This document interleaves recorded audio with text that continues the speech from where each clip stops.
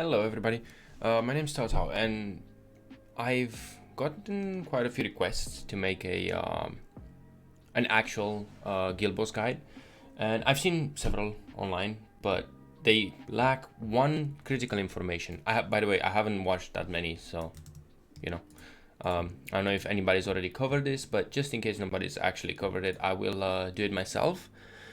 And the very important part that everybody was lacking in this guild boss is the fact that most of your damage will be coming from Gother. Gother's passive, to be exact. As you see, it doesn't actually increase the ally's attack by 10% per se. I don't believe so. I'm pretty sure it just increases the damage done by 10% up to 50%. Each turn he doesn't take damage. By 10% each turn he doesn't take damage up to 50%. By the way, quick reminder, you guys can watch the video at double the speed if you don't want to sit through the whole thing, however long it might take. I don't actually know that, but anyway, so the damage will be dealt by Jericho, but most of the damage will be coming from Gother, his passive and the buff and all that. And the way to take advantage of it is this way. Basically triple defense set on Gother and his link. I will show the link later. For now, rare will only be working in the normal raid, I believe, but as level 75 and level 80 will be unlocked, it will actually go and become more usable. Like, you can actually use it on normal and hard later on. For now, just on normal, unless you invest and make SSR defense gear. Only the defense part, the actual eating a necklace you would need, but the most important part is having resistance rolls. Resistance rolls are actually what make this possible, because you stack his resistance with the attack. I don't know the formula of how it works, I just know it works, right? And then on his link, just any link that is 10-10. Sorry, not 10-10, I mean maximum ultimate level. That's the only thing that's very important about this: level, awakening, and max ultimate level, so you can transfer most of the stats, right? And on his link, I put triple defense set, but with defense rolls, because that's what I want the link to actually transfer to my Gother. And if you're wondering why I'm not upgrading everything else except the defensive pieces, is because he doesn't need attack and he doesn't need the HP. Essentially, he's only there for the rank ups and for his passive. And the point is that he takes no damage whatsoever. So having HP on him just means nothing, because as soon as he takes damage, you will be restarting the fight. That being said, you need 8,000 damage to not take damage from the boss, I believe, with even from his ultimate. Currently right now I've done a couple of runs and I take 2,000 damage from his ultimate, but that's that.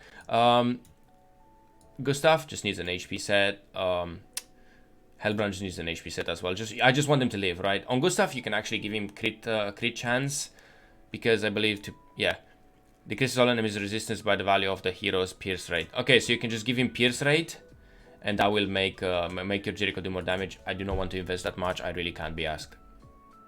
Now my Jericho here is a 5 out of 6 ultimate. It's a 5 level ultimate, as you can see. Her gear is attack and crit damage. You should. Defense is important, but for the purpose of this video I don't need it. And I have attack and crit damage rolls on her bracer and ring. I did not really reroll these like much, just a little bit, until I got the stat I wanted. This is also the stat I use for my the set that I use on my king for my Grey Demon, but that's besides the point. So that's the Jericho with obviously Gila as link for the Fate link, and with like the best second attack set I can give Gila, so she transfers most of as much attack as possible. And usually you kind of want the damage, but if crit damage doesn't cut it for you, you can crit damage food doesn't work. You can either use attack, or if your Gother just takes too much damage, you can use defense food, which I found out actually works. It will take you to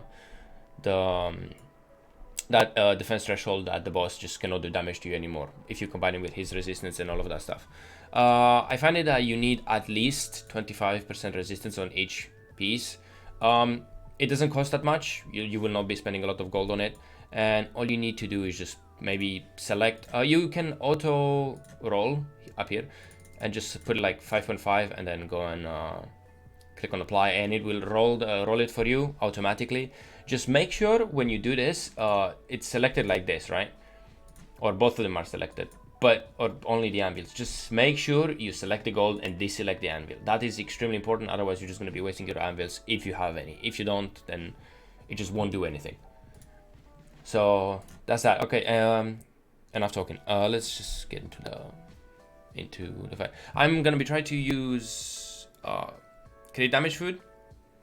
It might to make it so it's more RNG based this time, because I don't really know how much or what's gonna hurt my Gother. I know an ultimate is actually gonna hurt him, but we just pray that the ultimate's not gonna happen. This is basically an RNG fight until more levels get unlocked, or you want to invest into SSR defense pieces. I'm gonna be only showing the first try, and if we get it, we get it. If not, I will just jump. Basically, I'll show the first try just so you guys know how to do it. And then if I actually get lucky enough, I will finish it off here. And if I don't, I'll just post maybe like a run that works well. If not, I'll just tell you how it works, or I just show the damage at the end or something. I don't know. Anyways, what I want to do here, I don't want the damage at normal. The boss at normal has really low stats. I do not want to damage him more. So I start with Jericho's normal attack card. Basically, it won't do much damage. Jericho's second card, which will debuff him, but that's besides the point. I just want to build her ultimate and her passive, and then just any skill you want. Actually, I find it that you want to use Jericho's cards, and then you want to use these two cards and not use the Gother one, because basically you want 3 Gother level 1 rank up cards. But if I do use this card, the first card coming from the next turn, it's gonna be another. It's gonna be straight up level 1 rank up card. They will just combine, and it just becomes a pain in the ass, and then you need to hopefully get another one, another rank up. And I am personally not that lucky. As you can see, I'm not even gonna use my level 1 freeze or my level 1 buff, because it's happened so many times where I use it and I get a perfect RNG with rank ups and everything else, and I just cannot. I cannot pull one freeze or one buff until it's actually needed. As you can see, my Gother did not take any damage there. Activate unique. Basically, that just puts a stack on him. Like, is it actually attack or? Wait, I think it is. No, it's not. Oh no, that's the boss. Sorry. So, okay, I guess it does give 10% attack up to 50%, but still, that stacks with the buffs and everything else, so it's fine. I just knew it wrong, apparently. I'm gonna use I'm not going to use both Jericho's cards for 2 reasons. I am not guaranteed to get another Jericho card. So just in case that happens, I want to be able to shuffle this one around and build her ultimate. So we're gonna do it like this, and then I'm just gonna move the Gother card to the end there. I don't want them to combine, so. Also, I left that one there on purpose, so if a level 1 Gother rank up shows up, again, it's not gonna combine. It's very important you do that, otherwise it will just, like, trust me, just do that. Otherwise, you're just gonna get very frustrated, because technically you will get 3 level 1 Gother cards, but you will not actually be able to get the level 3 Gother buff, which is extremely important. So what I want to do here is I'm going to be using the freeze, so it buffs it. I remove his debuffs. I'm going to break the freeze with this, because if I were to break the freeze with either of Jericho's cards, she would just do too much damage, or she would debuff him, and next time will do much damage. So I want to break the freeze with something that will not apply a debuff. Use Jericho's card, and use another Jericho card that putting me at 5 Jericho stacks, plus having the Jericho ultimate, having the demon, the boss at low enough health that I can actually remove his last HP based buff, which I will talk about in a minute. And that is good. If Jericho doesn't die here, if Gustav doesn't die here either, we are good. Hopefully he does not die. So this would be the 4th turn. This is the 4th turn. I did not take any damage from Gother, which is extremely good. I did not take any damage with Gother, and next turn he would have a 4th passive, which is absolutely amazing. Because it is the 4th turn, I want to make sure that my hopefully everybody in my team dies. So I'm actually going to use the Gother rank ups in this order. I rank up Gother with the first one. I rank up Gother again with the second one, and I rank up Gother yet again with the third one. And what I'm going to do here, I'm just going to use a Gother card because yes, I just need to use a card, so I'm going to be using Gother card. As you can see, I never actually got a buff again. By this time, if I do get a buff next turn, it would have been too late. So it is extremely important that I kept that one buff. I did get the buff, but it's just extremely important that I kept that one. Otherwise, it would have been just way too late. All right. So now we got to the point where okay, we are at the point where I need to explain why it is important to remove to keep in mind these defense increase, defense 40% and stuff like that. These buffs are buffs that the gray ones do not get removed by freezing. You do not remove them by freezing the boss or anything like that. You want to keep the boss at low enough health prior to freezing him and ulting him as a last thing that all the buffs are gone. Sorry, I just blanked out there for a second. So you want to get him to low enough health until all of these disappear. I think you need about 10% health, or like however much percentage this is when the bar goes a bit lower than here. These do not matter because you will be freezing the boss. These blue buffs do disappear. And now another thing I'm going to explain to you is if you force close the app, let's say you do something, I use this skill but for some reason kills my demon, it kills the boss. I can force close the app and restart the run, and I can play it differently in order to maximize the potential of actually ulting and critting on my ult and getting the ult off and removing all the buffs and all of that stuff. I'm sorry if this is very confusing, but it will make sense. It will all make sense in 1 second. If I were to crit here, to use, let's say I use the buff, I use the freeze, I use the Jericho ultimate. No matter what I do, like the next outcome will do the same. It will be the same. Like my Jericho ult will not crit. The one thing that I can actually do is before ulting, I can use a Jericho. If let's say I buff, I freeze, I use Jericho ult, doesn't crit. The thing I can do is force close the app, reopen the game. It will put me in this exact same instance right here. Just make sure sometimes when you reopen the app, when you force close the app and reopen and join the same place, it will click the auto button. Like auto will be turned on. So keep that in mind and just like make sure you turn it off as soon as the race starts. Otherwise, maybe if you're minding something else, like let's say you watch a video and you're doing it on autopilot and you turn it, first close the app, open the app again, it's on auto, and by the time you notice that it's on auto, the damage is done and the next turn comes and you've just wasted one possibly perfect RNG run. So what you can do is we'll go through the whole thing. Buff, freeze, ult, doesn't crit. What I can do, I force close the app, I reopen the app, I use a Jericho skill so that I get an extra Jericho stack, crit chance stack, and then buff, freeze, and ult with Jericho.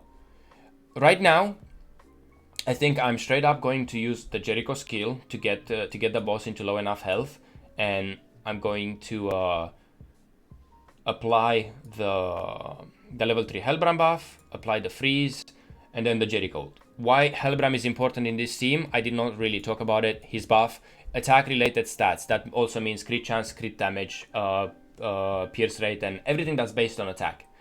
All the stats that are based on attack. That is why. Why Gother level 3 buff is a must? Because his level 3 buff gives attack increase by 20%. This attack increase is just straight up attack stat increase. Hellbrand's buff is attack related stats increase. It's a completely different It's a completely different type of buff, and therefore they do stack each other. Hellbram and Giltander's buff stack, Hellbram and Gother's buff stack, Hellbram's and Arthur's buff stack, Giltander and Arthur and Giltander and Gother do not stack. However, because the Giltander's buff is better, a Giltander buff will attack, just the attack part. A Giltander buff will override the attack increase of Arthur or Gother's buff. You will keep the defense buff, you will keep the HP increase, but it will override the attack part. Hopefully that's some good information that maybe you weren't aware of, and now you know. So now all that's left is, because my Gother has 4 stacks. I can actually get 1 extra turn, but I don't. My Gustav is at very low HP. I don't want to risk him dying. If you're in absolutely and also because my Gother hasn't taken any damage. If you're in absolutely no danger of anybody dying in your team, and hopefully Gother not taking any damage, if you want to take that risk, I would go for the 6th turn, and I will actually get another Gother stack. It is very important, as the more attack you get, the more valuable his passive is. That 1 more stack on his passive, that 10% extra, will mean so much damage. So if you are in the perfect scenario where nobody in your team would risk dying, or your Gother doesn't really take damage, however that is actually a risk, I would go for an extra turn. I will not, for the purpose of this video, I will not go 1 extra turn. And I hope my Jericho doesn't do too much damage as to kill him, but does enough damage to remove that last silver buff there. So here goes nothing. And now I'm going to ult, and she removed it. Good. So she removes it. I am going to apply the buff, and here Gustav is gonna freeze him and remove everything, and thus hopefully allowing my Jericho to crit. There you go. 2,300,000 damage with, you saw my gear and everything else. That is 1,273 points. Even without this, it would have still been over 1,200 points. I'm sorry for being very awkward. I'm not very used to making videos, but I've been asked about this and I kept putting it off, and now I've decided to actually make it. If you have any idea about any other videos, you can feel free to add me on Discord. I will post the tag in the description. Come over to my Twitch channel from Monday through Friday. I don't really stream on weekends, but if I'm live, feel free to come and ask me any questions. Suggest me anything you'd like to see in a video. I can explain. I've played this game for a very, very, very, very long time. I've played it since it got released, and I know pretty much everything about the game. I can teach anybody anything they want about this game. So that being said, that's the best case scenario I could think of currently on global for this boss. If you do have Merlin, I would suggest replacing Hellbram with Merlin, for the simple fact that she is red and she will take less damage than Hellbram. However, Hellbram works okay because of his passive, where he gets a second chance.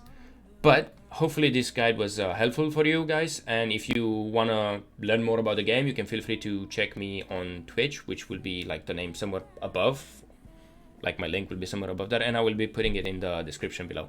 Thank you so much for watching, and hope to actually hear from anybody that wants to learn about the game. Bye.